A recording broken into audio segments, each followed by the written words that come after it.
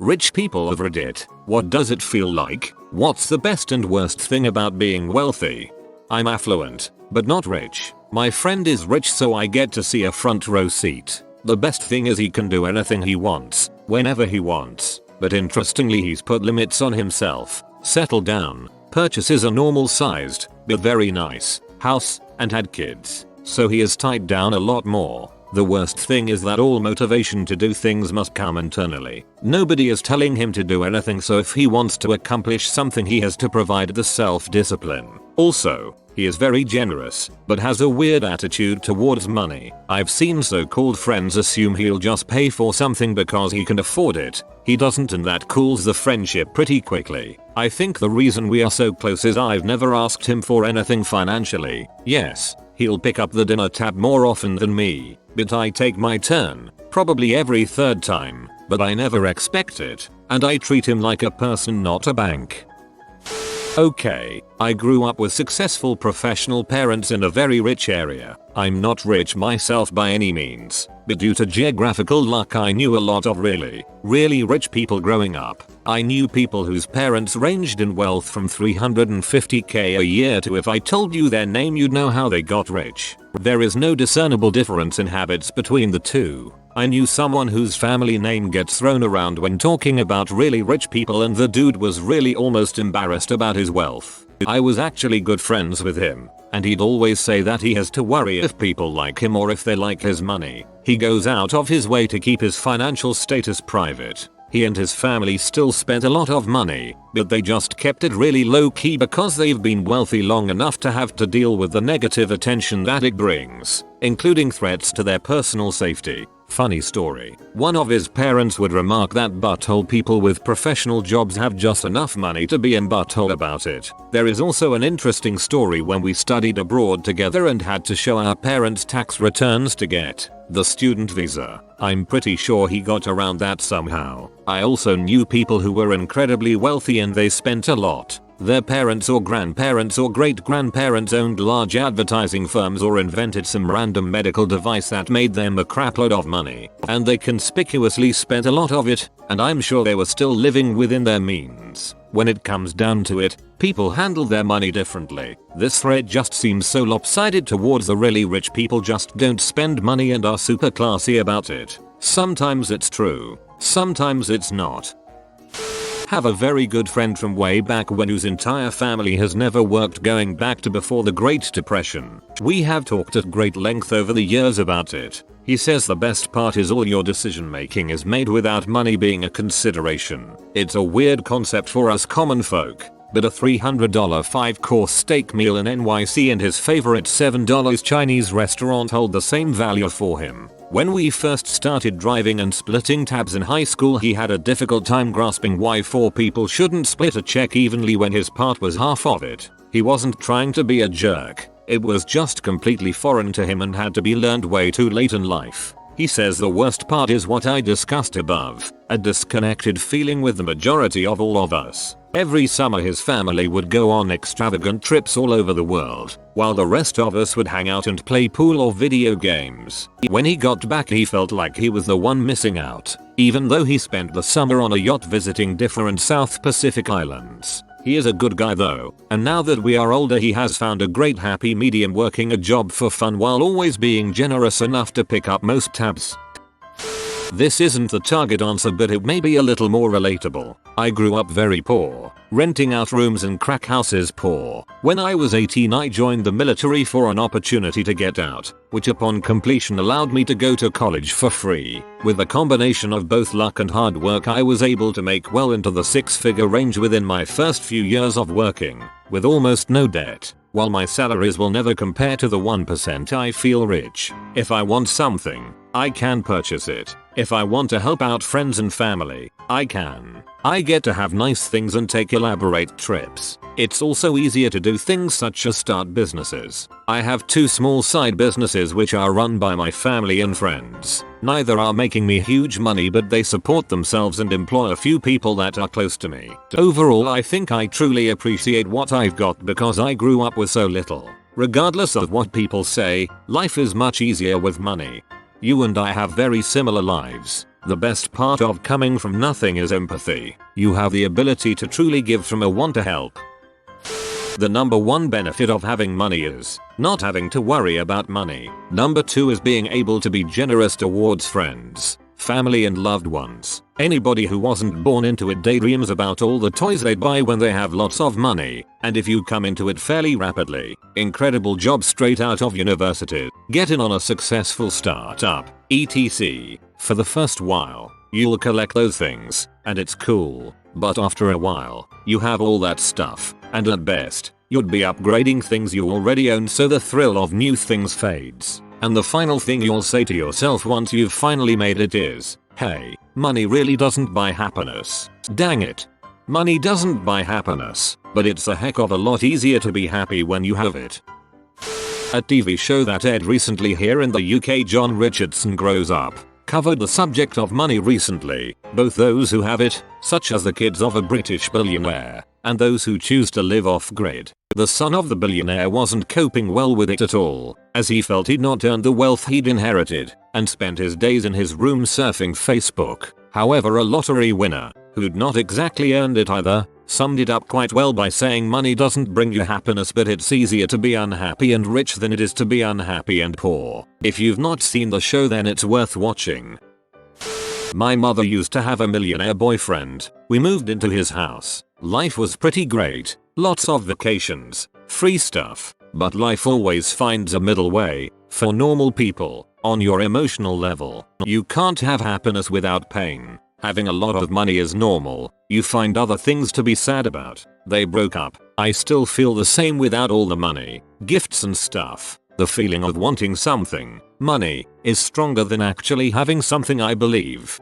The feeling of wanting something, money, is stronger than actually having something, I believe. This is a great insight. Just as a side note, a life lesson. The people who you would consider a snob are generally those without that much. I worked in a golf club over summer. Why I don't work there anymore is a story for another day. Several very rich multi-millionaires would come in. Glass of Coke for the kids, pint of Stella for them, maybe a sandwich. The somewhat rich spend everything. Incredibly expensive bottles of wine, the most expensive things on the menu, constantly having their member cards declined for having zero balance. Wanted everybody, including the staff, to know how much money they were spending, and demand the greatest treatment. If somebody wants to be seen as rich, they probably aren't all that much. If somebody is rich, they won't say a dang thing. I had the exact same experience as you. My summer job for a couple years was on the grounds crew for a pretty high-end golf and country club. The extremely wealthy had no issue taking a couple-minute break from their game to chat about their day or the weather or whatever, but the ones who weren't as rich treated us like we were their personal employees. My husband's grandfather passed last year, and in February of this year, we found out that he was left an exceptionally large inheritance. We knew his grandfather was wealthy, worked on the Manhattan Project and invested in Exxon, etc., but figured his money would go to my husband's mother, his only child, or charity. A bit of background before I answer the questions asked. My husband and I are in our late 20s. I grew up in a blue-collar, lower middle-class background. My husband's parents made their own money and didn't rely on the family for their income. My husband and I paid for my school out of our pocket, and while we had to take out student loans for his grad school, we paid off the loans before they accrued interest, before 6 months post-graduation. When we learned about the inheritance, we were in the middle of saving up to buy a house and had no debt to our names. We clip coupons and buy things on sale. When we met with our financial advisor last week, he gave us a checkbook with enough money in the account to buy our first home outright. It feels very strange to know that I don't have to worry about money. I still feel embarrassed when I buy treats for myself. I have bought one pumpkin spice latte this year. Yes, white girl in my 20s here. No yoga pants at the moment, though. The worst thing is worrying the people will find out. My family doesn't know. They just know that I have a very good paying job and that my husband and I are fantastic at budgeting. Everyone expects a payout when they know you have something. A teacher I had in high school who taught me physics sold his consultancy company to a larger corporation for several $billion.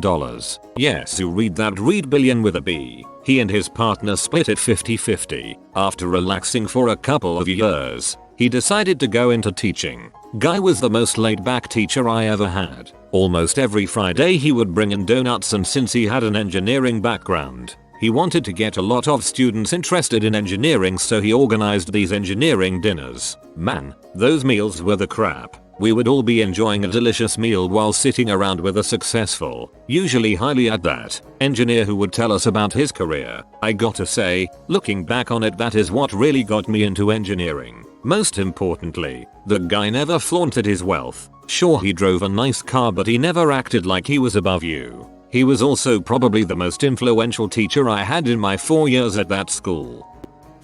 My French butler doesn't type comments fast enough. You should name him Victoria so it's like you're doing a perpetual AMA. I'm not sure if this really counts as rich when there are true multimillionaires posting here, but my dad is the top 0.5% of earners in the US. He's an immigrant who came to the US with about $200 of pocket money. He begged his uncle to buy his plane ticket over here as a gift, and he had a full ride for his graduate school. He was originally planning to get a PhD, but after he got a job offer after his first summer internship, he hustled and finished an MBA and has been working like crazy since. You honestly would never know looking at him, though. He wears court classics from Costco and still wears his favorite shirts from the late 80s. He took good care of them. We have a minivan and 2 sedans. He bought his first house, 4 bedroom, 3 bath, in 1990. Paid it off a few years later and has lived there ever since. What does he spend his money on? He worked really hard so my mom wouldn't have to worry about having a job and could stay home with my siblings and me as we were growing up. My siblings and I have been unbelievably lucky. He has fully funded our full college education and graduate school tuitions.